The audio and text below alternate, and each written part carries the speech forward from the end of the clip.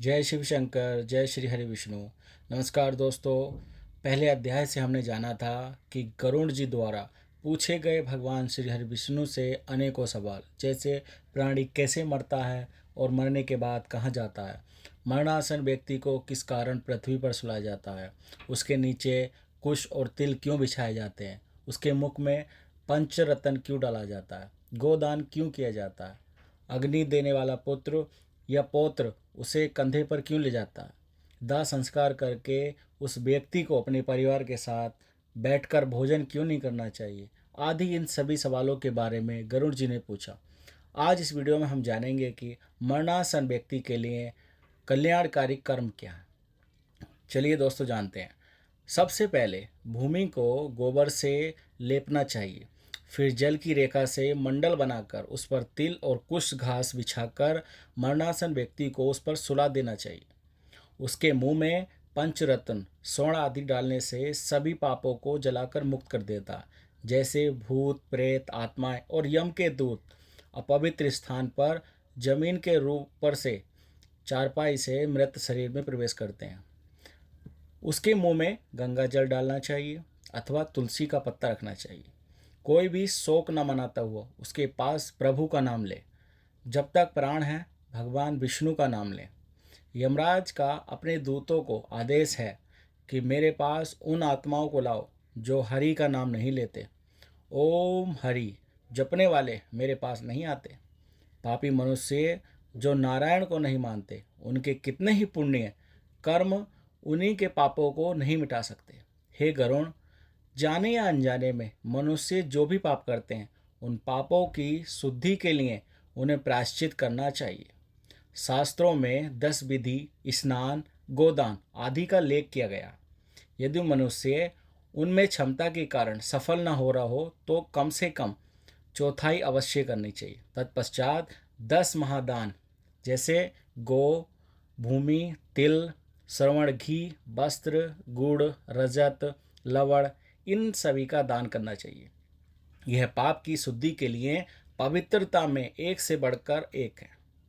यम द्वार पर पहुंचने के जो मार्ग बताए गए हैं वह अत्यंत दुखद, मवाद, रक्त आदि से परिव्याप्त है। अंतः उस मार्ग में स्थित बैतरणी नदी को पार करने के लिए बैतरणी गो, यानी कि जो गौ काली हो और उसके थन भी काले हों, उसका दान करना चाहिए। यह सब उत्तम प्रकृति वाले ब्राह्मण को दान देना चाहिए। अब पद दान का महत्व क्या है। पद दान के लिए जैसे छत्र है, जूता है, वस्त्र है, अंगूठी, कमंडलू, आसन, पात्र और भोजन पदार्थ, यह 8 प्रकार के पद दान है। तिल पात्र, धृत पात्र, शैया तथा और जो इनको ईष्ट हो उनको दान देना चाहिए। हे पंछीराज, इस पृथ्वी पर जिसने पाप का प्रायश्चित कर लिया, सब प्रकार के दान भी दे चुका, बेतरणी गो तथा अस्त्र दान कर चुका, जो तिल से पूर्ण पात्र, घी से भरा पात्र, सैया दान और विधिवत पद दान करता है, वह नरक रूपी गर्भ में नहीं जाता, अर्थात उसका पुनर्जन्म नहीं होता। मनुष्य स्वयं को दान करता है, परलोक में वह सब उसे प्राप्त होता है, वहाँ उसके आगे रखा हुआ मिलता है। छत्र दान करने से मार्ग में सुख प्रदान करने वाली छाया प्राप्त होती है। पादुका चप्पल दान करने से वह मनुष्य घोड़े पर सवार होकर सुखपूर्वक मार्ग पर चलता है। जल में परिपूर्ण कमंडलू के दान से मनुष्य सुखपूर्वक परलोक गमन करता है। वस्त्र दान करने से, आभूषण दान करने से यमदूत प्राणी को कष्ट नहीं देते। तिल सफ़ेद काले भूरे के दान से मन, वाणी और शरीर से किए हुए पाप नष्ट होते हैं। सभी साधनों से युक्त सैया दान से स्वर्ग लोक में 60,000 वर्ष तक इंद्रलोक के भोग भोगता है। इसी के अतिरिक्त गोदान देते समय नानंदा नाम के उच्चारण करने से बैतरणी नदी में नहीं गिरता। दुखद और बीमारी के समय तिल, लोहा, सोना, रुई का वस्त्र, नमक, 7 अनाज, भूमि का टुकड़ा देने से पाप कर्मों की शुद्धि होती है। लोहा दान करने से यम की नगरी में नहीं जाता। लोहे का दान हाथों को जमीन के साथ छूते हुए देना चाहिए। यमराज के हाथों में कई प्रकार के लोहे के अस्त्र, शस्त्र बताए हैं।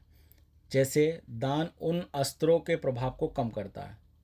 सोने का दान यमराज की सभा में उपस्थित ब्रह्मा और दूसरे ऋषि मुनियों को प्रसन्न करता है, जो कि वरदान का संज्ञा रखता है।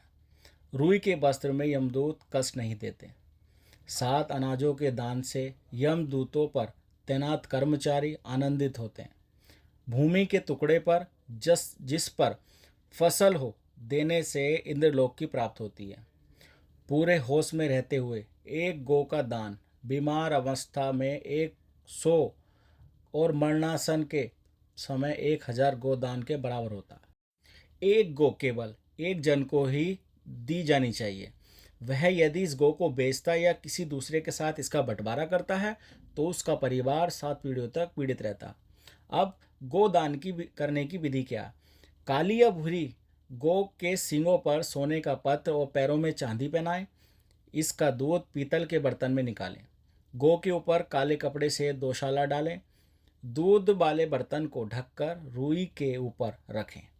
इसके पास यमराज की एक सोने की मूर्ति, एक लोहे का टुकड़ा, पीतल के बर्तन में घी, यह सब गौ के ऊपर रखें।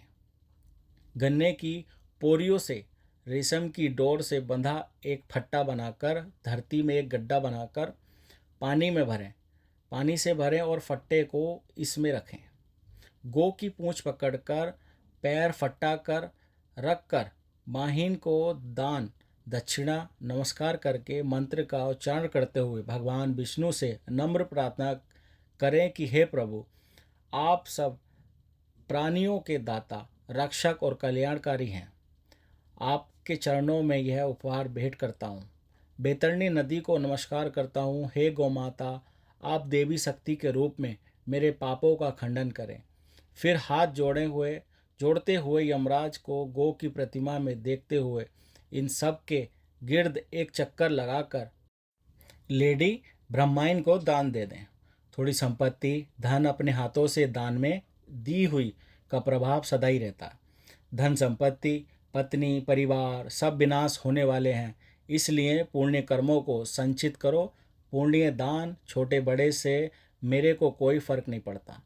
लालच के कारण जो पापी लोग बीमारियों से में पुण्य दान नहीं करते वह सदा दुखी ही रहते हैं। पुत्र, पौत्र, भाई, बंधु, मित्र जो मरणासन व्यक्ति के लिए दान पुण्य नहीं करते उन्हें ब्रह्मायन हत्या का पाप लगता है।